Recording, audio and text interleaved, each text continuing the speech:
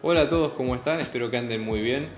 Muchas gracias por ver este video, una nueva entrega de Pablo Borsoy, con videos de matemática y de física.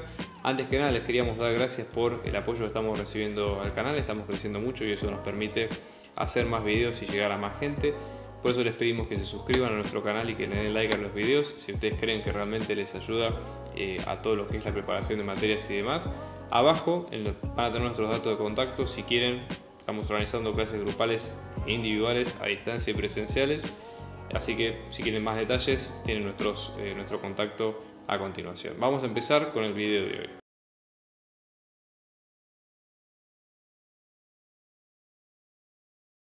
Bien, vamos a arrancar con el primer ejercicio de esta tanda. ¿Okay? Este es el caso del ejercicio 8 de la guía de análisis 2, la guía 4, que cuenta de lo siguiente. Nosotros tenemos esta función z, ¿sí? Que fíjense que es una composición de una función de dos variables de x y de y. ¿Sí? A su vez estas dos variables están definidas por una tercera que es la variable t de la siguiente forma, ¿no? X es igual a t menos 1 e y es igual a 2t al cuadrado. ¿Sí? Ya viendo este resultado lo que ustedes imaginarán es que lo que estamos viendo es que la función z final es una función del primer parámetro, es decir, el primer parámetro t, ¿sí? Entra en las dos primeras funciones x e y después entra en la última. Es una composición, lo que es una composición clásica de funciones. Entonces, la idea de este ejercicio es determinar de esas dos funciones cuáles son. Por ejemplo, supongamos que hay una f que vaya, ¿no?, de R2 a R y luego tener otra de la misma forma que vaya, por ejemplo, g que sea de R a R2, por ejemplo, de manera tal de que la función h sea efectivamente la composición de una con la otra de f compuesta con g, ¿sí? Y hay que demostrar que h evaluado en 1 es un máximo relativo. ¿Okay? Eso es lo que tenemos que tratar de apuntar en este caso. Entonces, ¿qué es lo que vamos a hacer en este sentido? ¿Sí? La idea es tratar de evaluar, ¿sí?, cómo podemos elaborar esas funciones que nos piden. Entonces, por ejemplo, algo que resulta bastante secuencial o bastante claro al principio es lo siguiente, lo que les contaba al principio, ¿no? Que nosotros tenemos la variable t, ¿sí? Es decir, supónganse que si hacemos la secuencia, la variable t tiene su dominio propio, ¿sí? Va a entrar en dos funciones que van a ser x e y, ¿sí? Y básicamente vamos a tener como resultado x en función de t e y en función de t, ¿correcto? Estas dos a su vez pueden entrar en z, ¿sí?, que va a ser una función nueva, z en función de x y de y. Entonces ahí se ve la composición, ¿sí? Básicamente tenemos los dos dominios, ¿sí?, y finalmente el dominio en la imagen, digamos, de la función z. Entonces, tenemos que pensar con la imaginación cuál puede ser una función que una a las dos. Entonces, una de las formas sería, por ejemplo, una función vectorial que una g, que una, por ejemplo, x e y. Entonces, por ejemplo, en este caso, fíjense, g que va de R a R2, lo podemos pensar de esta forma. R, que sería una sola variable que esté, a R2, es decir, estamos generando dos variables nuevas con este tema, ¿no? Entonces, en este caso vamos a tener g vectorial en función de t, y ahí le ponemos directamente las dos variables, ¿no? X en función de t con su fórmula, y luego tenemos y en función de t con su fórmula. Entonces en este caso vamos a tener g vectorial en función de t. Esto nos va a quedar como, en este caso, t menos 1 en la primera componente y luego 2t al cuadrado en la segunda. Sí, ya lo tenemos armado ahí. Después esto mismo lo metemos dentro de z. Entonces z, que va a ser una función de x y de y, ¿sí?, la ecuación completa va a ser e a la x menos x al cuadrado por y menos x. Cuando nosotros hacemos la composición completa, ¿sí?, h, vamos a poner este lado, por ejemplo, h en función de t, que es z compuesto con, perdón, z en este caso compuesto con g, ¿sí? Entonces, en este sentido, z sería la f, ¿no?, de la función original. Entonces, en este caso, lo que vamos a tener va a ser, fíjense por ejemplo, e a la x, este sería nuestro x y este sería nuestro y. Entonces vamos a tener e a la t menos 1 menos x al cuadrado, que es t menos 1 al cuadrado, por 2 por t cuadrado, que es el y, menos t menos 1. Y ahí con eso terminaría. Entonces esa sería la función que hay que encontrar en este caso. Ahora, para encontrar lo que pide el problema, que h en 1 sea máximo relativo, tenemos que pensarlo con lo que sabemos nosotros de máximos y mínimos. ¿Qué tiene que ocurrir para que haya un máximo en una función de varias variables? Por ejemplo, que ¿sí? h en 1 es máximo. Si ocurre esto, lo vamos a sacar de análisis 1, ¿sí? Que es que la derivada primera de la función evaluada en ese punto tiene que ser igual a 0 y la derivada segunda tiene que ser menor a 0. ¿Qué quiere decir esto? Acá estamos hablando de una función de una sola variable, ¿sí? O sea, yo tengo t y tengo h de t. Entonces, por ejemplo, la función tendría que tener un recorrido de este estilo. Entonces, en 1, ¿sí?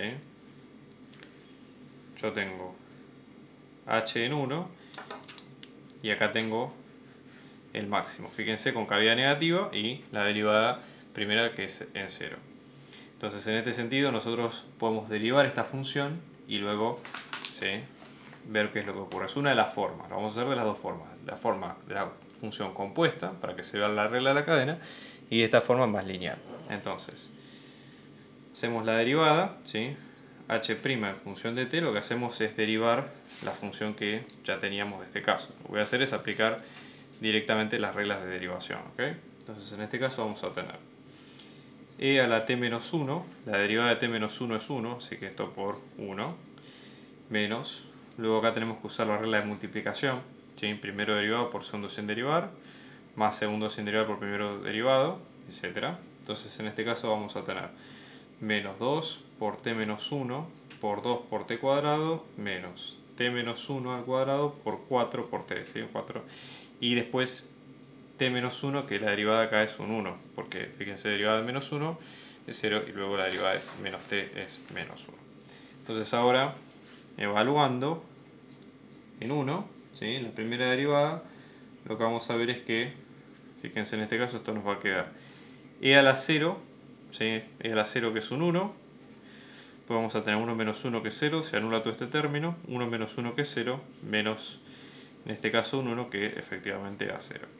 Luego buscamos la segunda derivada en función de t, ¿sí? directamente, en este caso la cuenta nos va a quedar como e a la t menos 1 menos 2 por 2 por t cuadrado menos 2 por t menos 1 por 4t, sigo acá abajo, menos 2 por t menos 1 por 4t menos t menos 1 al cuadrado por 4. Al momento de reemplazarlo en 1, esto nos va a quedar con menos 3. Hacen toda la cuenta, les queda con menos 3 y se cumple también la segunda condición, con lo cual es máximo, ¿sí? Si lo hacen con la regla de la cadena, la idea sería la siguiente.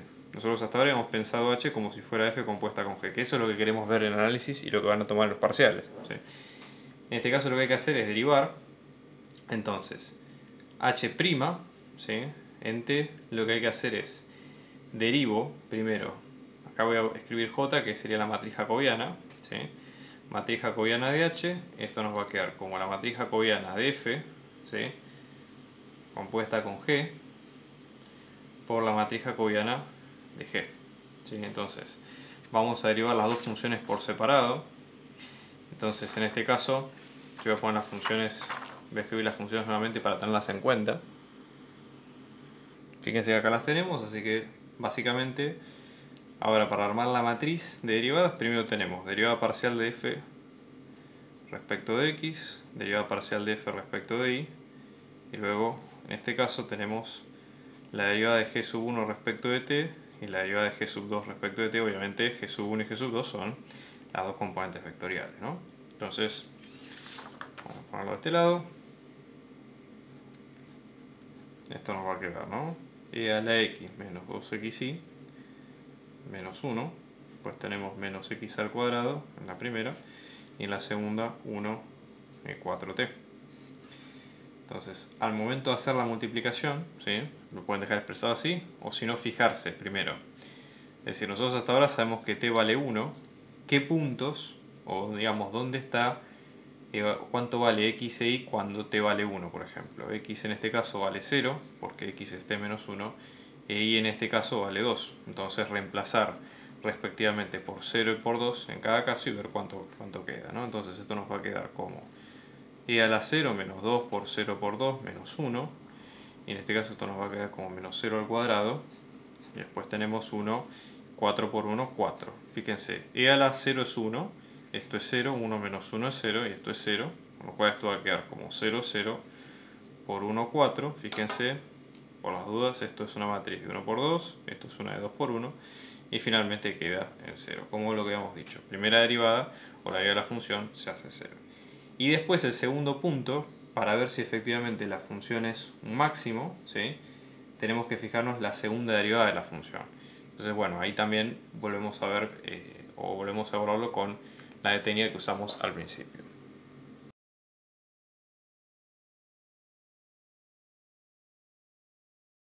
Vamos a ir ahora con el próximo caso, que es el 9, ¿sí?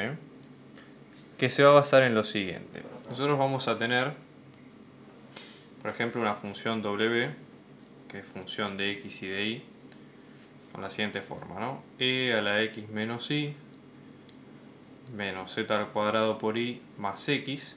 A su vez, x e y son funciones de dos variables más, que son u y b. X, por ejemplo, va a ser b menos u, y después y, función de u y b, va a ser u más u al cubo por logaritmo natural de b menos 1, la complicaron un poco acá, y z en función de u y b va a ser u por b. Ok, ese sería un poco el tema. Entonces, la idea acá sería encontrar la dirección de máxima derivada direccional de w, ¿sí? W en función de, o sea, tenemos que pensar a w como una función de u y de b, ¿ok? En el punto 1, 2. ¿Y cuál es el valor de esa derivada máxima, ¿no? Entonces, ya por lo menos entendiendo un poco la forma que tienen las ecuaciones, nos damos una idea de hacia dónde apunta todo el sistema. Ok, vamos a hacer el clásico diagrama de cada caso. Entonces, por ejemplo, supongamos que nosotros decimos, bueno, por lo menos por la lógica que tiene que ver con esto, nosotros partimos de un plano, R2, con dos variables, u y b. Sí, que son las que usan, fíjense, estas tres funciones, x, y, z, por ejemplo. Hay una función que a partir de estas dos variables genera estas tres, x y z, que podemos ubicarlas en un plano, en un espacio, perdón, si queremos verlo así, x, y z. Entonces, supongamos que acá hay una función que le llamamos h, ¿sí? Que lo que hace es transforma estas dos variables y genera estas tres. O sea que h es una función de R2 en R3, ¿sí? En este sentido. Y después, con esas tres variables, se juntan todas acá en W. Entonces generan un solo espacio escalar. Y esta sería la función. Acá le voy a poner el mismo nombre porque no tiene demasiado sentido cambiárselo. Pero esta sería la función. Entonces va de R3 a R. Esa sería la secuencia. Entonces con esto, si queremos nosotros tratar de resolver este problema, lo más probable es que tengamos que usar derivadas, que sería lo más lógico. Tenemos que tratar de ver toda la secuencia, ¿no? Entonces, cuando nosotros nos piden la derivada direccional máxima, ¿sí? ¿Cuánto vale? Vamos a ver un poco la teoría que tenemos en este caso. Si acá tengo unos apuntes que generalmente en análisis 2 siempre los dejamos disponibles, yo los voy a dejar abajo en la descripción del video para que ustedes lo puedan ver. Entonces, por ejemplo, fíjense, este apunte de teoría, fíjense la proposición 14, ¿qué es lo que dice? Nosotros tenemos una función de r a la n a r que sea diferenciable en un punto. Entonces, existe la derivada de la función en ese punto. La derivada va a ser el gradiente de la función en ese punto por el vector director, ¿sí? O el vector de la dirección. ¿Y qué ocurre? Si además el gradiente no es nulo, ¿sí? La derivada direccional máxima existe, vale la norma de ese vector gradiente y lo alcanza en la dirección del vector gradiente. O sea, esto es el vector gradiente normalizado. Se lo divide por la norma porque ahí nosotros tenemos básicamente digamos, la norma 1, ¿sí? Que es lo que tenemos que ver en cada caso. Entonces, aplicando eso y cumpliendo y viendo si se cumplen esas condiciones, no hay problema. Entonces, ¿cuál sería la función? Fíjense, nosotros hasta acá, la función compuesta sería esta, ¿no? Digamos, nosotros tenemos una función que ingresa de u y b, ¿sí? Y que va de R2 a R, que es lo que pide el problema, de W en función de u y de b. Entonces, nosotros ya estaríamos cumpliendo lo que pide el primer punto, ¿sí? De la proposición. Es a de R a la n a R, o sea, de varias variables a una sola. ¿Es diferenciable? Eso es lo que nos estamos preguntando. Entonces, para que sea diferenciable tenemos que ver qué es lo que pasa con los dominios de cada función. Por ejemplo, nosotros hasta ahora, ¿sí? Tiene que ser diferencial en un punto, ¿no? Obviamente. ¿Cuáles son los dominios de cada función? U y B no tienen restricciones, o por lo menos el problema no plantea que tienen restricciones, así que es todo R2. El dominio de X, por ejemplo, X y Z son, esta es una función polinómica y esta es una función que no tiene restricciones, con lo cual no hay problema. E Y, la función Y, ¿sí? O sea, por ejemplo, dominio de X en función de U y de B es todo R2. O sea, para generar X uso todos los puntos, no hay problema. Si hago lo mismo para Z, todo R2 también, no hay problema. Y si voy ahí, acá podría llegar a tener un problema si, por ejemplo, B-1 tiene la restricción de ser mayor estricto que 0. Pero acá lo que me pide es que B sea mayor que menos 1.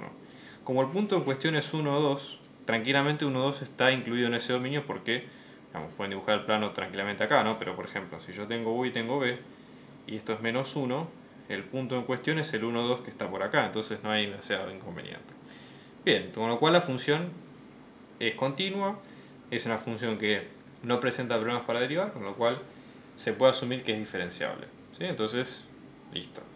Es una función diferenciable, existe la derivada tiene esta forma y hay que ver qué es lo que ocurre con el gradiente, ¿sí? Bien, entonces tenemos que ver cuál es el gradiente de la función. Como es una función compuesta, para sacar el gradiente hay que usar la regla de la cadena, ¿sí? Fíjense, vamos acá abajo, vamos acá arriba, regla de la cadena, dos funciones que tenemos nosotros. F que va de R a la N a R a la M y G que va de R a la M a R a la K. Si es una composición, básicamente lo que dice este enunciado es hay que hacer la matriz jacobiana de cada función, luego multiplicarlas y evaluarlas en el punto. Es una forma. Después lo que se puede hacer es el diagrama del árbol, que es ver la secuencia de cómo están compuestas cada función. Entonces, por ejemplo, nosotros empezamos con la función W, ¿sí? W a su vez está compuesta de tres variables que son X, Y, Z. Y a su vez estas están compuestas de las mismas dos variables, U y B.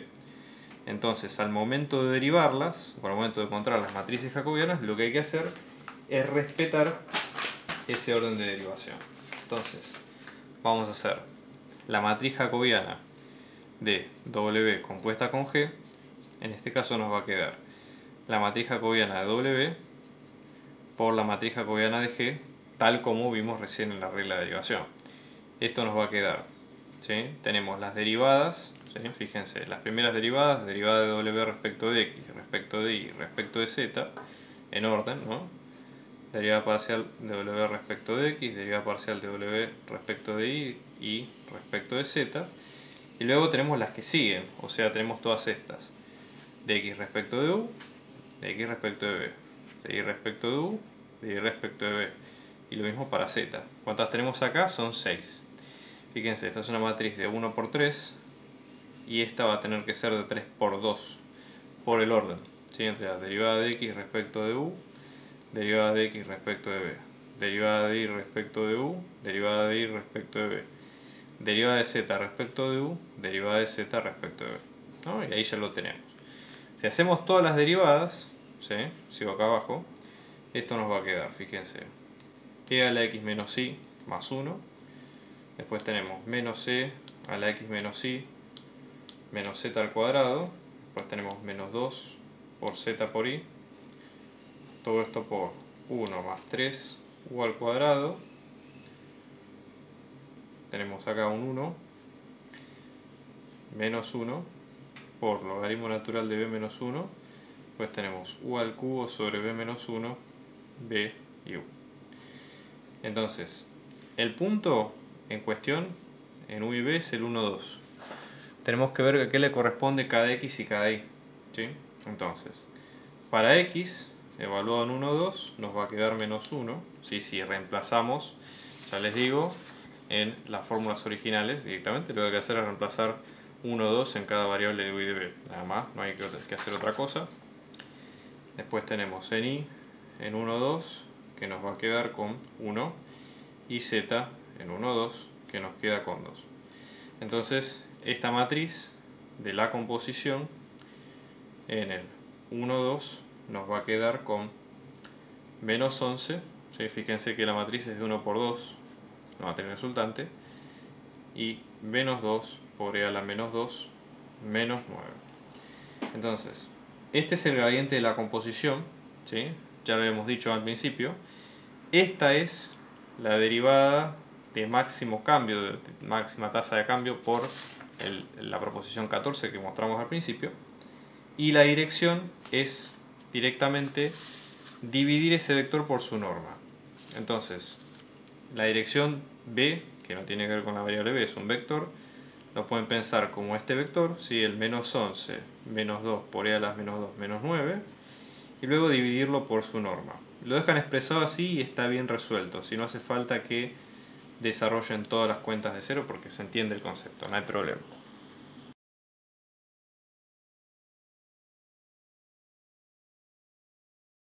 Vamos a ver este caso, que es el caso 10 de la guía, ¿sí?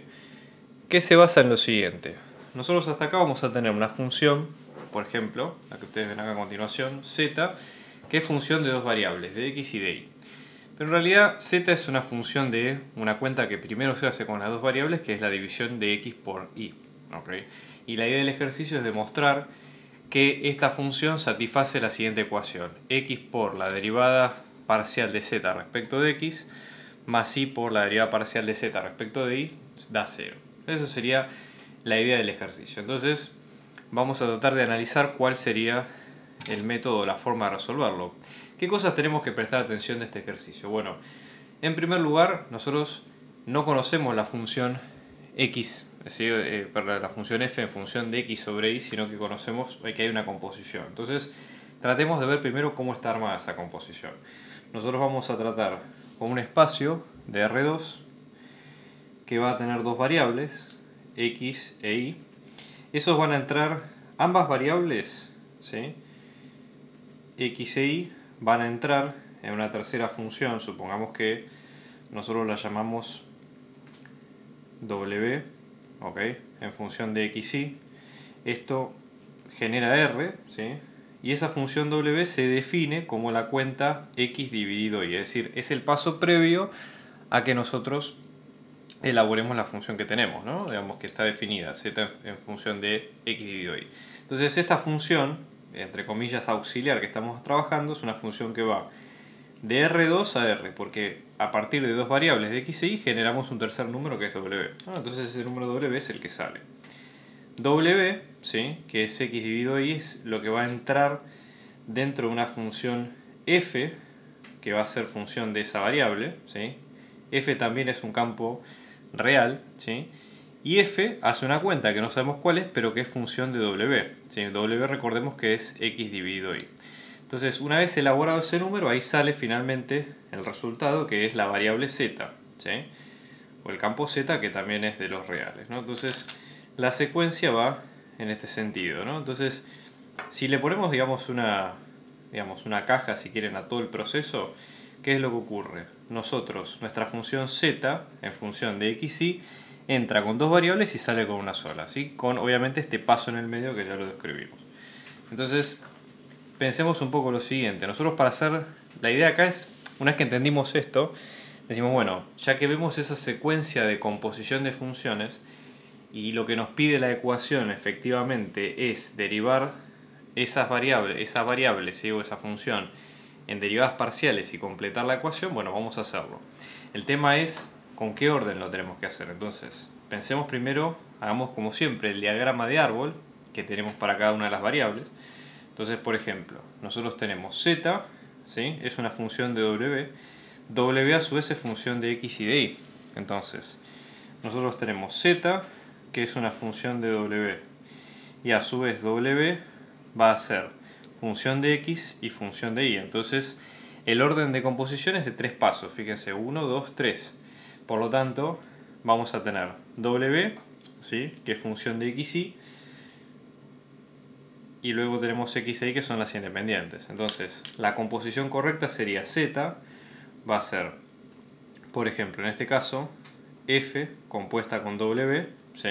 F sería la función que acabamos de ver acá, w, que es la función de las 3 variables. Por lo tanto, al momento de hacer la derivada, fíjense, z derivado respecto de x, en este caso, lo que nos está quedando es la derivada parcial derivada de f respecto de u por la derivada parcial de u respecto de x, ¿sí? Presten mucha atención a los símbolos, porque en este caso f, ¿sí? Vamos a respetar la nomenclatura, en este caso sería w respecto de x, voy a hacerlo más prolijo acá arriba. La derivada parcial de z respecto de x, recuerden que si seguimos el orden del árbol, que recuerden que lo voy a poner acá de vuelta, z es función de w y a su vez w es función de x y de y, tenemos 3 pasos. Entonces, z es función de una sola variable que es w. O sea, nosotros la vemos finalmente, o el resultado lo vemos como un solo número.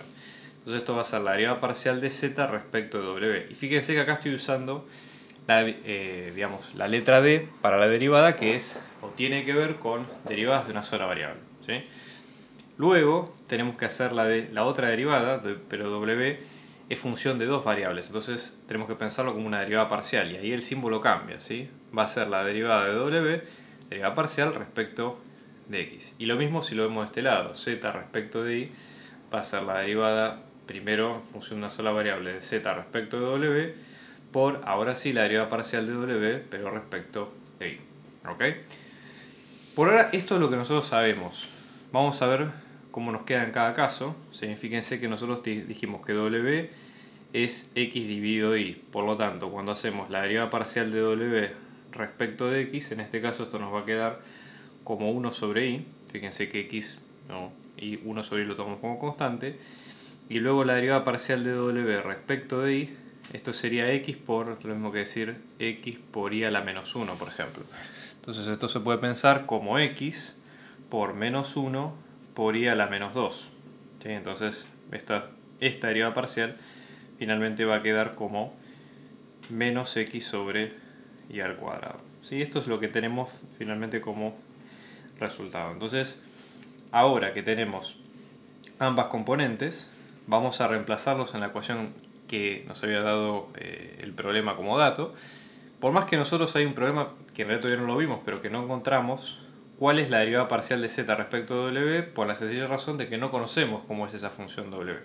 Igualmente vamos a ver que realmente no importa porque la ecuación se puede resolver de todas maneras. Entonces, la ecuación original era x por la derivada parcial de z respecto de x más y por la derivada parcial de z respecto de y, esto es igual a 0.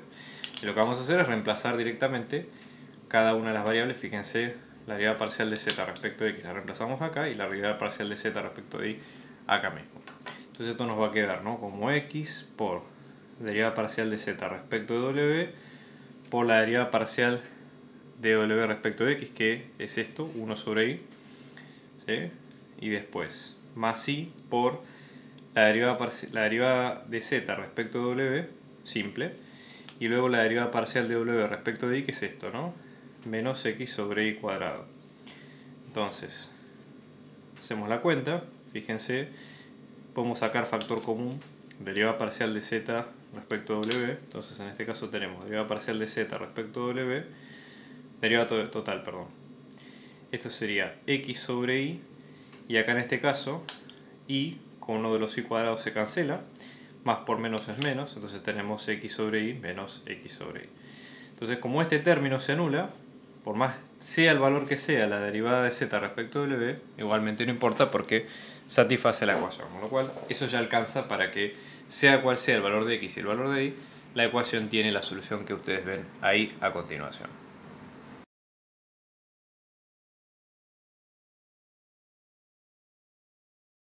Y ahora, por ejemplo, en este caso, ¿no? El 11, donde nosotros vamos a tener esta función, que es x más y, una tercera variable f, que es función de 2, y una función que va de r a r, ¿sí? Que es u menos 1 al cuadrado, g en función de u.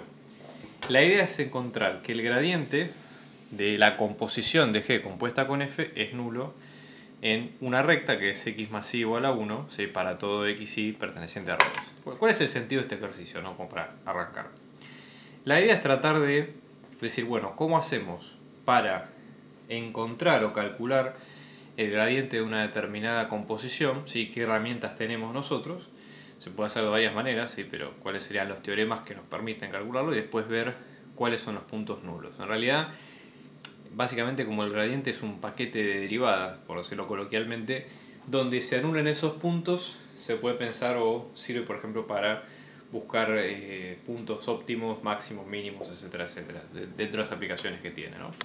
Entonces, lo más importante es que en estos casos nosotros podemos aplicar esos puntos, ¿sí? O podemos aplicar lo que nosotros sabemos de la teoría para encontrar los puntos que, por ejemplo, pertenezcan a, o que se puedan calcular con la regla de la cadena, ¿sí? Voy a calcular ahora el gradiente de esta composición de funciones con la regla de la cadena, la pongo acá como para que ustedes la vean. La regla de la cadena, básicamente, si se cumplen las condiciones, por ejemplo, tener dos funciones donde, por ejemplo, el tema de el dominio de una de las funciones sea el codominio de la otra o esté incluido en el codominio de la otra, los dos conjuntos sean abiertos, el punto pertenezca al conjunto abierto, que la función sea diferenciable, ¿sí? Bueno, esa composición se puede calcular directamente como la multiplicación de las matrices jacobianas de las dos funciones. ¿Qué son las matrices jacobianas? Que a su vez tienen las derivadas parciales de esas funciones, si es que esas funciones son de varias variables o de una sola o lo que sea. Entonces, en este caso, por ejemplo, nosotros decimos, bueno, ambas funciones son de forma polinómica, no tienen restricciones, ¿sí? Por ejemplo, f va de todo R2 a R, ¿sí? El dominio es todo R2, no hay problema, y g es una función, digamos, de una sola variable, también no tiene restricciones porque es una función polinómica, así que se puede trabajar sin problema. Entonces, vamos a buscar los puntos, ¿sí? Donde el gradiente sea nulo, o por lo menos verificar que el gradiente sea nulo en esta recta en particular. Entonces, para un determinado x sub 0, ¿sí? Dado que el orden de la composición va a ser, nosotros vamos a tener de R2 a R y luego a R, vamos a tener f y luego g, porque ese es el orden de la composición, g compuesta con f, ¿ok? Vamos a tener un x sub 0 de dos variables en R2, luego vamos a tener un f de esa variable, ese f vamos a llamarlo, supongamos, y sub 0, que es el dominio de g, y luego g en función de y sub 0, lo mismo que hablar de g en función de f en función de x sub 0, para que se entienda la lógica, digamos, donde estamos hablando. Entonces, el gradiente de g compuesta con f en ese punto x sub 0 va a ser la matriz jacobiana de g evaluada en ese punto y sub 0 por la matriz jacobiana de f evaluada en x sub 0. ¿Okay? Entonces, en este caso, la matriz jacobiana de g, dado que g es una función de una sola variable, en este sentido, nosotros la podemos poner de varias maneras, pero por ejemplo, en este caso vamos a tener una función de 1 por 2, ¿okay? O de 1 por 1, si quieren, y esta sería una matriz de, básicamente, ¿no? Y así sucesivamente. Después otra forma es directamente hacer la composición, que suena más sencillo, porque fíjense que al hacer la composición lo que tenemos es una función de R2 en R, en este caso no parece demasiado complicado. Entonces, g compuesta con f va a ser g en función de f de x y. Entonces, en vez de tener u, que era la variable, va a ser u va a estar generada por x más y. Entonces, al reemplazar tenemos x más y menos 1 al cuadrado, ¿sí? Ahora, al momento de calcular el gradiente de esta función, el gradiente de g compuesta con f, esto va a ser la derivada de g compuesta con f respecto de x, y luego la derivada de g compuesta con f respecto de y, ¿sí? Entonces, nosotros voy a volver a poner acá la función para que sepan, digamos, de dónde viene esto. Esto vamos a tener 2 por x más y menos 1 por 1 la primera parte, y luego 2 por x más y menos 1 por 1 en respecto de y. Las derivadas son iguales, ¿no? Entonces, nosotros decimos, bueno, ¿dónde se anula el gradiente? El gradiente, para que se anule, se tienen que anular todas las componentes. La derivada parcial respecto de x y la derivada parcial respecto de y. ¿Sí? Entonces, básicamente igualamos componente a componente. Igualamos la primera con 0, igualamos la segunda con 0, y esto lo que nos queda va a ser 2 por x más y menos 1 por 1 igual a 0. Fíjense que las dos ecuaciones son iguales, así que no hay demasiada variación. Si despejamos, 2 por 1 es 2, dividimos por 2 a ambos lados, queda igual a la ecuación, tenemos x más y menos 1 es igual a 0, y si sumamos 1 de ambos lados, x más y nos va a quedar 1. ¿Qué quiere decir esto? Todos los puntos que estén en esta recta van a cumplir la ecuación de que el gradiente de la función se va a anular. Y eso es lo que pedía el problema, ¿sí? Verificar que en esos puntos la recta o el gradiente se anula.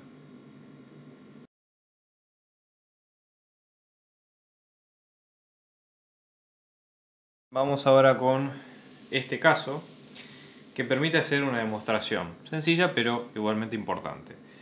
¿Qué ocurre, por ejemplo, en un campo escalar en puntos de una curva? Vamos a tener lo siguiente, ¿no? Como supuestos.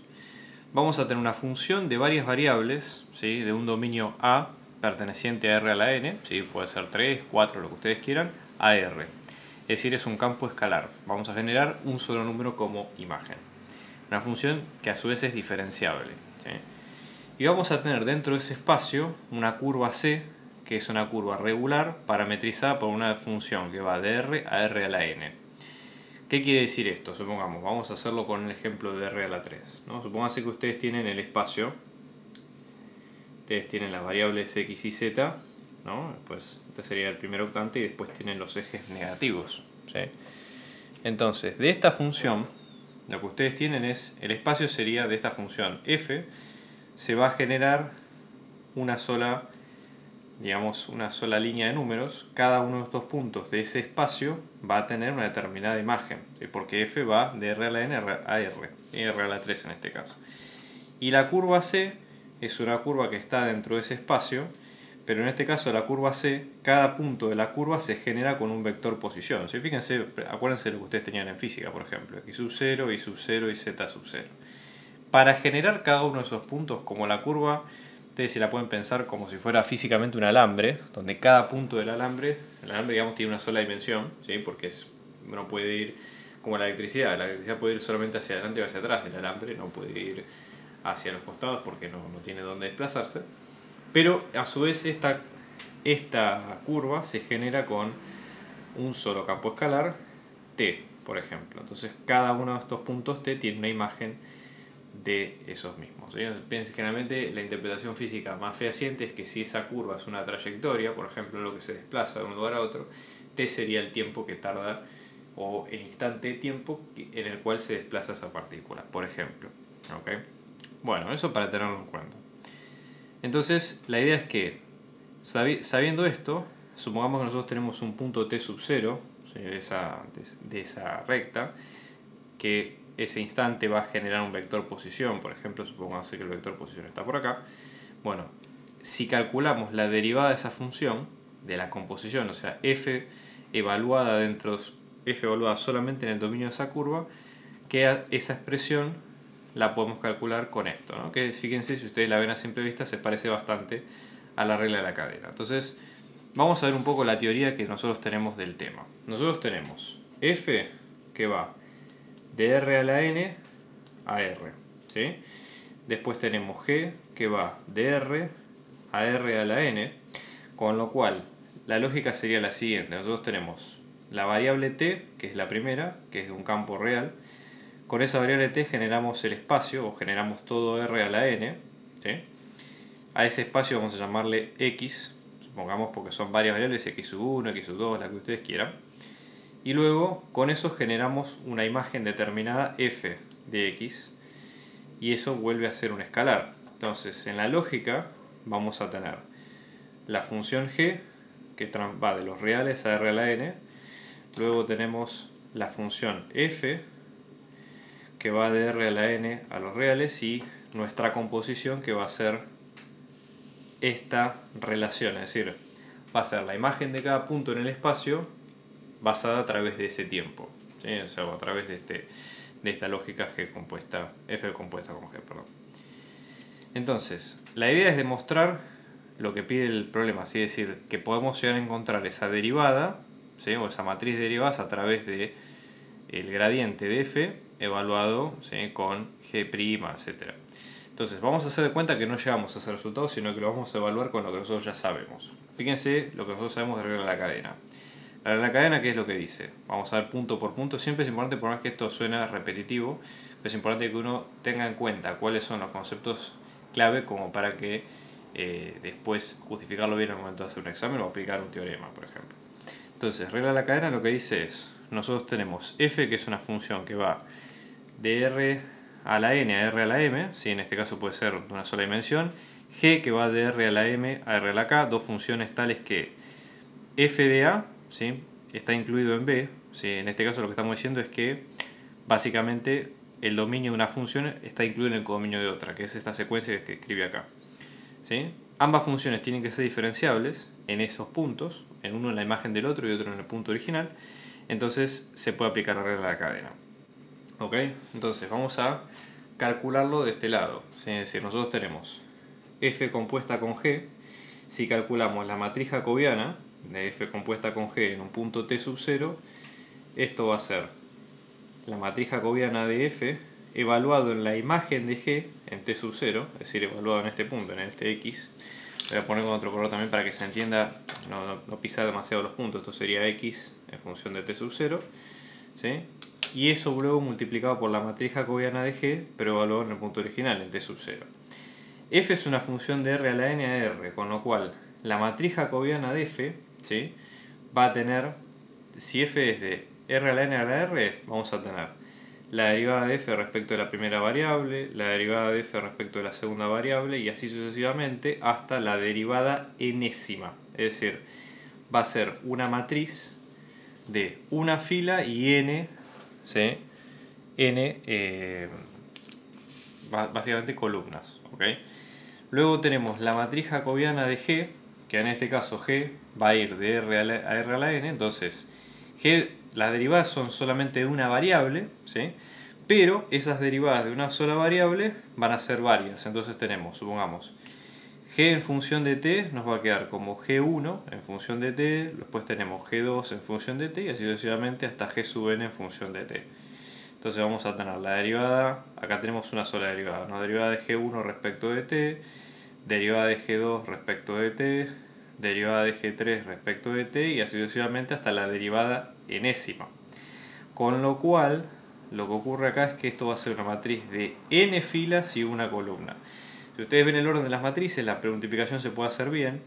Y como va a quedar una matriz de 1 por 1, porque en definitiva es el resultado de todas estas cuentas, es un solo número, yo lo voy a poner acá como una en paréntesis, pero para que vean el orden de las cuentas va a ser esto por esto, derivada de f por derivada parcial de f respecto de x1 por la derivada de g1 respecto de t, más la derivada parcial de f respecto de x2 por la derivada de g2 respecto de t, y así sucesivamente hasta la derivada de f respecto de x a la n por la derivada de g a la n sobre respecto de t. ¿Ok? Esa sería la idea. Entonces, ¿qué es lo que ocurre? Nosotros lo que tenemos acá, ¿sí? Básicamente es un solo número. La función f compuesta con g es básicamente una función de r a r, porque fíjense que entrada y salida es un solo escalar. Y después lo que nosotros tenemos acá, esto, si ustedes observan, es la expresión de un vector gradiente, porque es una sola fila con n columnas. Y esto que ustedes ven acá es la derivada de un vector. Nosotros más allá que lo pusimos como columna para poder hacer la multiplicación, pero es un solo vector de una sola variable con n, digamos, n imágenes que se deriva siempre por la misma variable. Entonces en ese caso, esta expresión, ¿sí? Básicamente va a ser, esto es el gradiente de f evaluado en g de t sub 0, que es toda esta expresión en rojo que vemos aquí, y la expresión en azul que es la derivada de g respecto de t evaluado en t sub 0. Por eso se cumple con lo que la ecuación había dicho al principio. En la composición va a ser gradiente de f evaluado en g de t sub 0 por la derivada vectorial de g en t sub 0. Estamos organizando clases particulares, individuales y grupales para apoyo a las materias parciales y finales, así que abajo dejamos nuestro dato de contacto para si ustedes quieren contactarse y seguir averiguando de las clases lo pueden hacer. Un abrazo grande y muchos éxitos.